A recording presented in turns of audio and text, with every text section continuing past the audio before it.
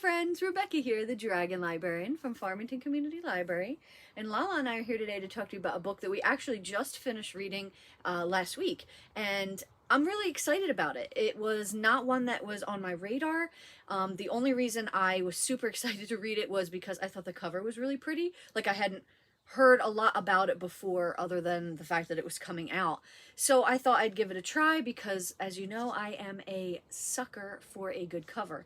And I also wanted to read it for another reason, because I wanted to talk about it this month specifically, because we are in May now, and May is, among other things, AAPI month, right? So it's Asian American and Pacific Islander month. So I really want to read and discuss a lot of books that are written by Asian American Pacific Islander authors that feature characters like that. Now, obviously, all year long is the perfect time to be reading these and celebrating these books, right? But in May specifically, I really wanted to highlight or feature some of these stories and characters, and this book is perfect for that. So, what is the book? What are we talking about? It's called Dragonfruit, and it's by Makiia Lucier.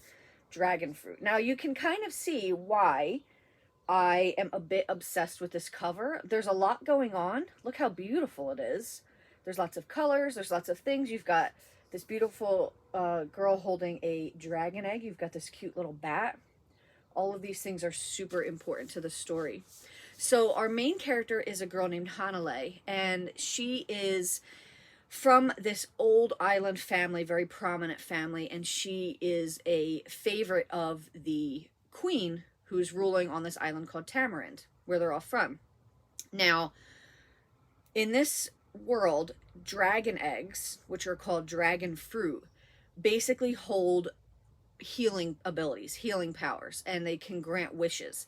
So if you were to consume one, you could have an illness reversed, or you could have your greatest wish come true. Now, it's going to always come with a price, though. That's the thing.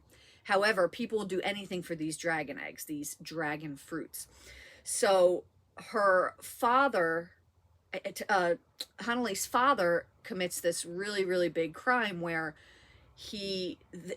when Hanalei is young, she is a big favorite of the queen, and they are poisoned by somebody trying to kill the queen. Both of them are poisoned, and Hanalei's father takes the last dragon egg to save Hanalei, which was supposed to be meant for the queen. So he is banished. Hanalei is also banished. She's in exile. She's no longer welcome there because of what her father did, and the Empress is now in this basically coma, like this waking coma, because she's been poisoned. So fast forward now to present day. The Empress is the grandmother, and you have the one who's been poisoned, her son named Sam, who was best friends with Hanalei when they were growing up. He is searching everywhere for more dragon fruit, because he knows if he can find dragon fruit, he can help save his mother, and he can help save the throne, because in this society, it's a matriarchal society. So Sam cannot take the throne. He has to make sure his mother is well enough to be able to do it, because his grandmother is getting older. So you have Hanalei, who is now also searching for a dragon egg. She ends up going through a lot of really hard things when she was younger, from obviously she's being exiled, right? So she has no family because her father dies soon after they're exiled. Her mother is already gone. So she's basically this young girl trying to make her way in the world, and the world can sometimes be a really cruel place, right? As we know. So she goes through a lot of really hard things. She ends up on this ship with this really ruthless, hunter who is hunting dragons, and she ends up back on Tamarind through a series of events. She ends up back on Tamarind. She reconnects with Sam. She reconnects with the Empress, and she tells them all that she has this connection with these dragons, these sea dragons, and it's because she has consumed the egg when she was younger. So she says, let's use this ability, let's try to find this dragon and get the dragon fruit. So they have to go on this quest to try to find the dragon fruit, because they're super rare. But at the same time, you also have this this mercenary that she was stuck on the ship with, who's also searching for the dragon eggs, because they are priceless, right? They can grant wishes and everything like that. So you've got this huge magical quest. You've got Hanalei and Sam trying to find this dragon egg, this dragon fruit, and also while also reconnecting and building their friendship / possible relationship back up again. So what is so special about this book? Well, obviously the first thing I'm going to say is that it's all about dragons, right? Of course, I love dragons. I love dragons so much. So all these sea dragons in this book I thought were just absolutely beautiful. I love the idea of their eggs being called dragon fruit and having magical properties. It made me a little sad because they're being hunted, but Hanalei and Sam know how special and priceless they are. And I just thought that this story was one of the most unique ones I've ever read. Like, I was trying to just read a tiny bit at a time, and I ended up blowing through it within 1 or 2 settings because I couldn't stop reading it. It was just really well written. The characters were awesome.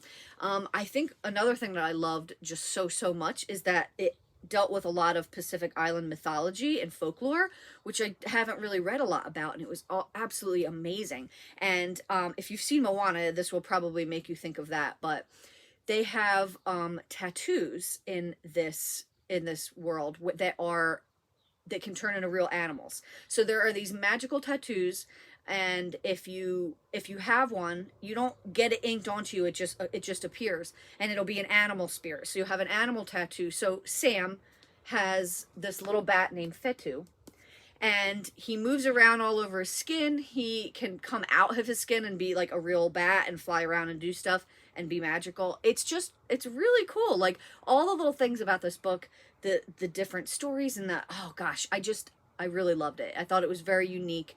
I loved reading about this different kind of mythology, and the world building was just so beautiful. I think this is fantastic. A wonderful story. Highly recommend it. And like I said, if you're looking for something really wonderful to read in May for AAPI month, this is a fantastic choice. Dragonfruit. Well, that's what I've got for you guys today. I hope that this book sounds really awesome and that you're really excited about it, as excited as I have been to come and talk about it. If so, please feel free to come and check it out from Farmington Community Library. We do have it there. And thank you also so much for watching, friends. And I hope you have a wonderful rest of your day.